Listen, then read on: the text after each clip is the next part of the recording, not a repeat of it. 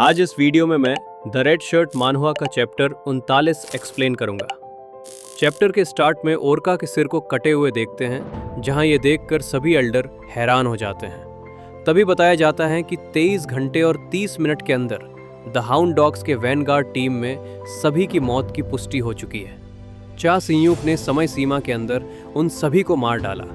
तभी लिन सियाओ और चोय वोनसॉक को देखते हैं, जहां लिन सियाओ अचानक नीचे बैठ जाती है, जहां चोय वोनसॉक कुछ नहीं समझ पाता है। जहां लिन सियाओ गहरी सांस लेते हुए बोलती है, जान में जान आई।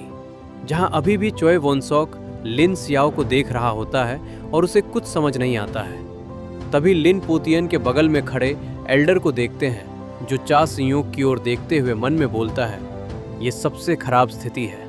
अगर प्लैटिनम हॉल चा सिंयूक का समर्थन करता है, जिसे पहले से ही क्रांतिकारियों का समर्थन प्राप्त है, वो नेविल का अभूतपूर्व रूप से शक्तिशाली शत्रु बन सकता है।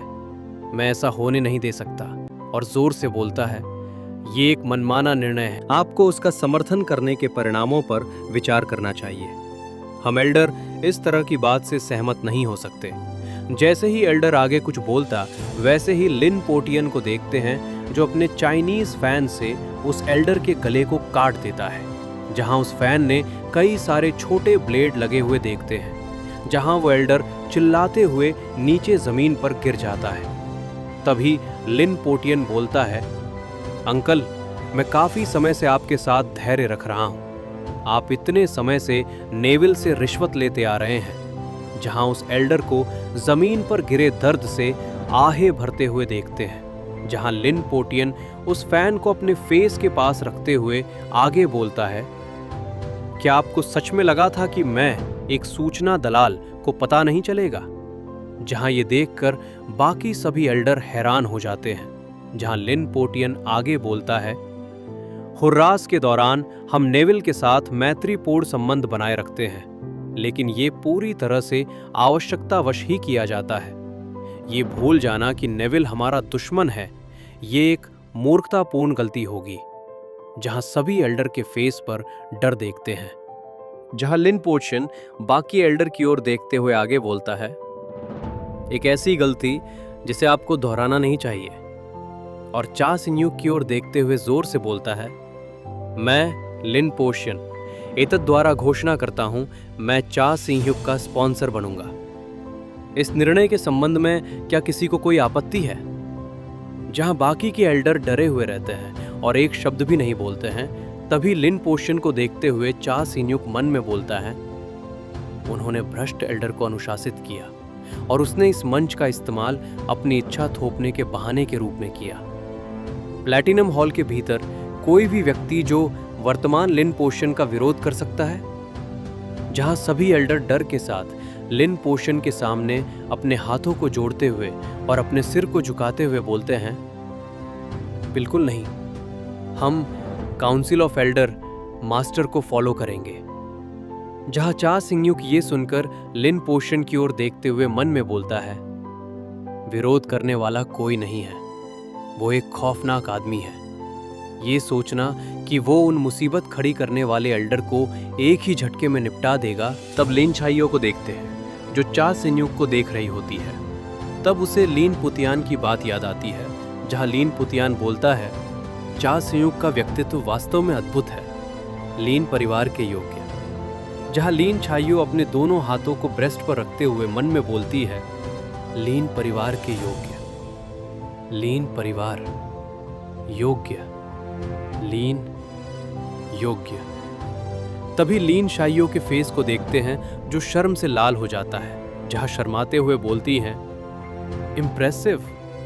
जहां बगल में खड़ा चोय वोनसॉक लीन शाइयो को शर्माते हुए देखकर हैरान हो जाता है और उसे कुछ समझ नहीं आता है। तभी सीन नेविल पर जाता है, जहां एक आदमी को बीच में खड़े हुए देखते हैं। जहां नेविल फैमिली में रॉयल ब्लड लाइन के रेड शार्क को देखते हैं, जो उस आदमी को बोलता है, ये सोचकर दुख होता है कि द वैंगगार्ड पूरी तरह से नष्ट हो गई थी। ये नेविल के नाम पर कलंक है।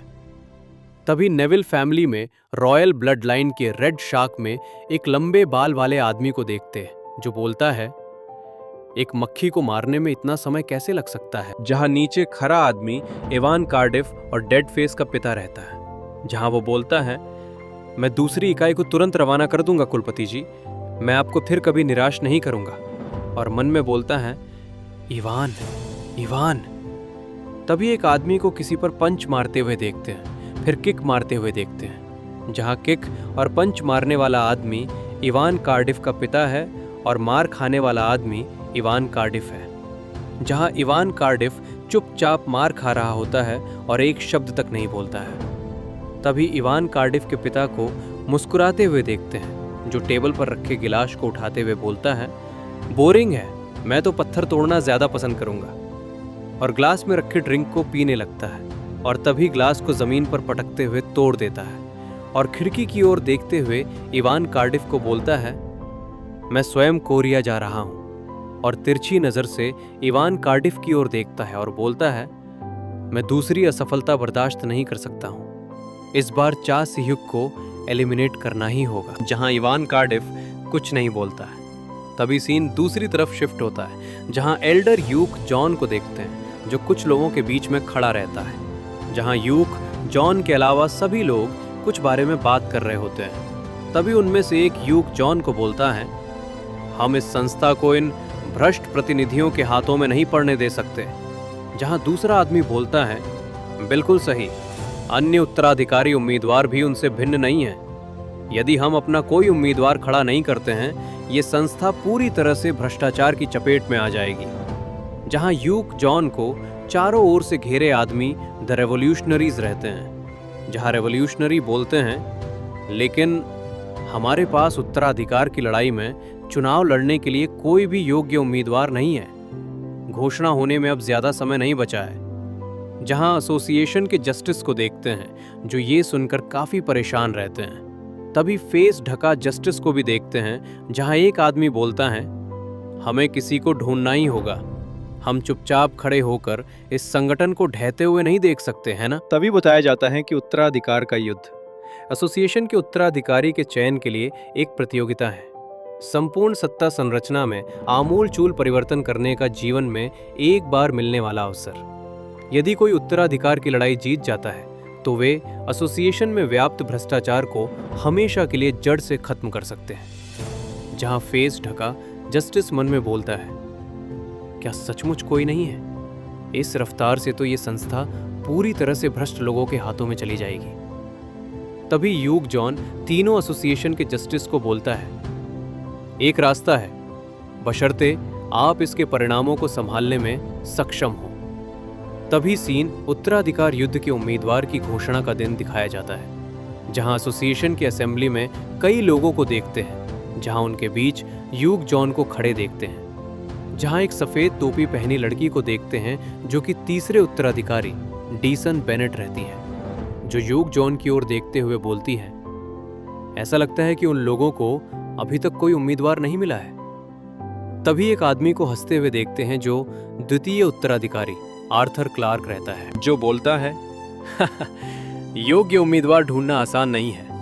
तभी एक और आदमी को देखते हैं, जो प्रथम उत्तराधिकारी लुकस ग्रीनवुड रहता है, जो बोलता है, अब स्पॉन्सर जुटाने में बहुत देर हो चुकी है। सभी गुटों ने अपना अपना फैसला कर लिया है। जहां विश्व के शीर्ष 5 गुट में से एक किमोन शू पैट्रियार्क के कामिया यूमा को अपने उम्मीदवार के साथ देखते हैं। विश्व के शीर्ष 5 गुट में से एक मंडला सरदार के ओंकार जोशी को देखते हैं। विश्व के शीर्ष 5 गुट में से एक द ब्लैक कोट के द बॉस आर्डियन मार्सियो को देखते हैं। जहां सभी अपने उम्मीदवार के साथ रहते हैं। तभी घोषणा होती है, 6 वेनेरेबल्स, कृपया उत्तराधिकार के युद्ध के उम्मीदवारों की घोषणा करें। जहां यूक जॉन फेस ढका जस्टिस की आंखों में देखता है।